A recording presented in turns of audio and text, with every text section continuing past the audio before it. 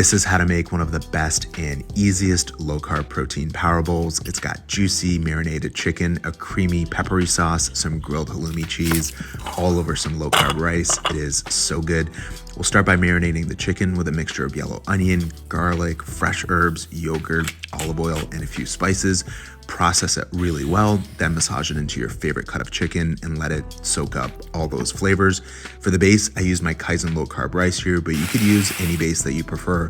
Just cook it up according to the packaging, add it to a bowl with a handful of peppery arugula, grill and slice the chicken, add your favorite veggies, and to take it to the top, add some grilled halloumi cheese. It is so good. Full recipe's in the caption.